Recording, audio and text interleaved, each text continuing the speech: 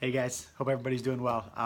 Couple quick things before we jump into the fast update. So this coming Saturday, we were gonna do 6 o'clock. Let's do 5 o'clock now at the Ales house. I'm gonna get a little more outside time. We're gonna be watching a little bit of Buckeyes. We're gonna be burning a stump. We're gonna be playing some games outside.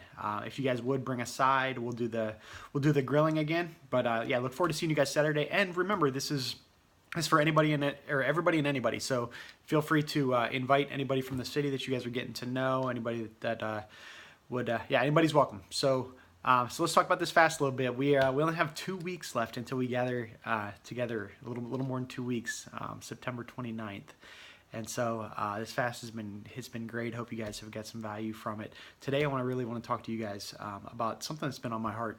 I can remember praying this prayer more than 5 years ago, before Lauren and I were even married. I felt like the Lord drew me to a passage in Matthew 9:35 through 38. Let me read this to you guys.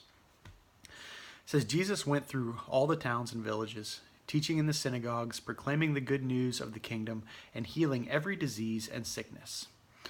And then this specifically says, when he saw the crowds, he had compassion on them, because they were harassed and helpless, like sheep without a shepherd. Then he looked at his disciples and he said, the harvest is plentiful, but the workers are few.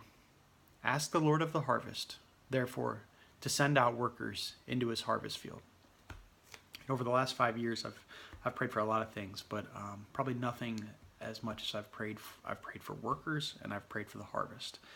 As it comes to the workers, guys, each and every one of you is an answer to that prayer.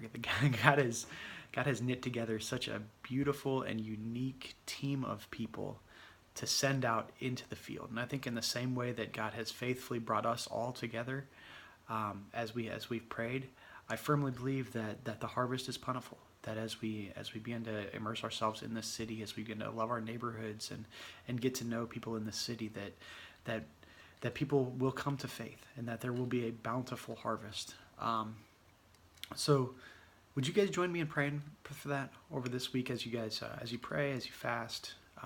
Would you pray for the harvest? Feel free to pray for more workers too, but yeah, pray for the harvest. Specifically, as you're praying this week, I've been walking the streets a lot, and there's a lot of people in this city that like Jesus says, he says they're harassed and helpless, like a sheep without a shepherd. So as you're praying this week, would you pray for those people? Would you maybe be drawn into God's presence and remember what it was like to live life without Jesus, without that peace, without that hope? Imagine what it would be like to suffer alone, to carry the weight of your sin again, to be helpless. Imagine what that would be like as you just pray. And I pray that God would really give us a heart of compassion for those who don't know him yet.